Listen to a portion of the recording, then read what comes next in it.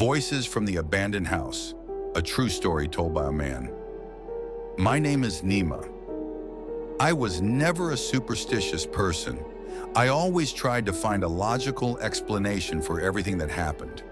But the experience I'm about to tell you has haunted my mind to this day.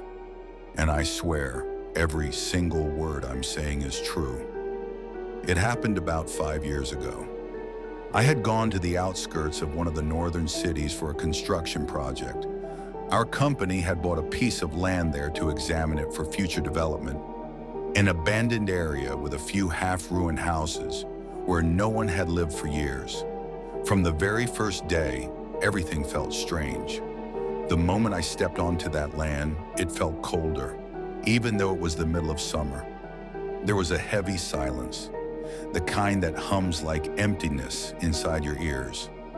My job was to inspect the land and the nearby buildings and report whether they could be restored or not. When I reached the last house in that area, it was an old 2-story building.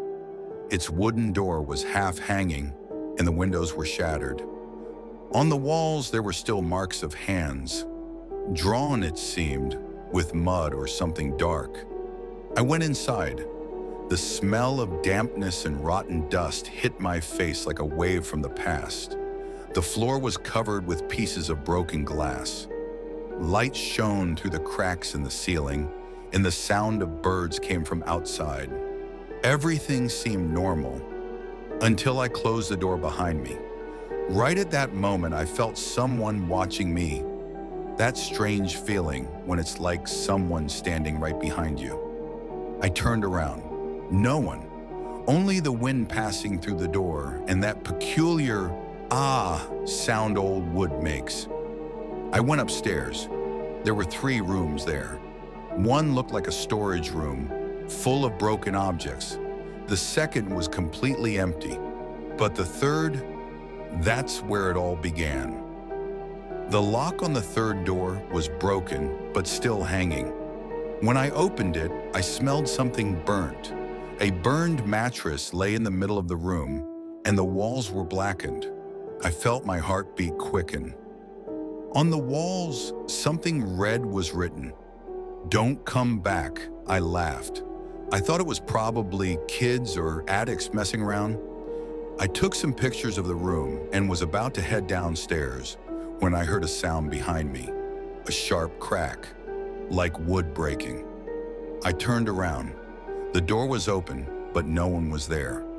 Only that burnt mattress, whose corner was now moving. My breath caught in my chest. I froze for a second. I told myself, maybe a rat or something's under it. I got closer, and just as I reached out my hand to lift the corner of the mattress, I heard a whisper, very faint, a voice from the back of the room. "I didn't want it to burn." My heart dropped. I swear I couldn't move. The voice came from behind the wall, a woman's whisper as if she was crying. I ran out, rushed down the stairs and straight outside. But just as I reached the yard, I saw the wooden door slowly closing behind me, by itself. No wind, nothing. My coworker, Reza, showed up at the site a few minutes later. I didn't tell him anything, just said the house wasn't in good condition. He laughed and said, "Don't be scared, Nima. Everyone around here says that house is cursed." "What?" "Yeah, they say a family burned there. The woman set herself on fire. Since then, no one's been able to spend a night inside." I didn't believe it, but that night back at the hotel, I couldn't stop thinking about that voice. That one sentence kept echoing in my head. I didn't want it to burn. The next day I decided to go back, maybe out of fear or curiosity. This time I took a small camera with me to make a documentary. The sky was cloudy. It was around 5 in the evening. I entered the house. Silence, just like before. Everything was the same as yesterday, until I went upstairs. The burnt mattress was gone. Instead, in the middle of the room, there was something drawn with ashes, shaped like a circle. And right in the center of it, a photo frame was lying. In the picture, a woman with long hair and a blurred face was standing next to a man. But the man's face was smudged, as if it had been erased on purpose. Right then, the camera battery started blinking. The sound was recorded, but the image was cut off. I still remember the sounds. A soft laugh, then the sound of footsteps coming from behind me. I turned around. Nothing. But the room's door slammed shut. Hard, I grabbed the handle, but it wouldn't open. It felt like someone was holding it from the other side. At that moment, the voice became clearer. A woman's voice saying, "He burned me. You look like him." I swear I felt someone standing right behind me. A cold breath brushed against my neck. Then, a pressure on my shoulders. I screamed, kicked the door. It opened, and I ran out. At that moment, from the top floor down, all the doors slammed shut with a loud bang. One by one, I ran out of the house, and I never went back again. But that wasn't the end of it.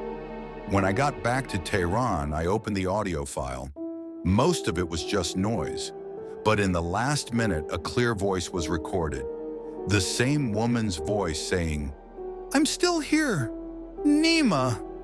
And I swear I had never said my name. Not there, not to the camera. A few weeks later, Reza called.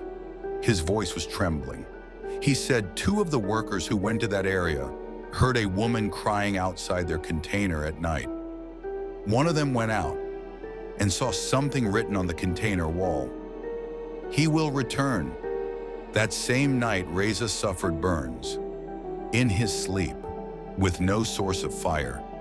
The doctors said it might be due to contact with a chemical substance, but his skin looked exactly like it had been burned by fire.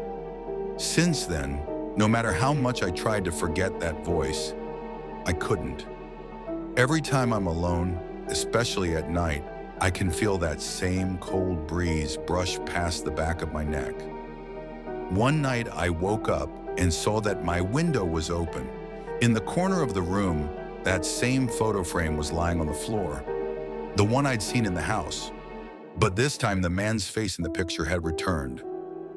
And it was me.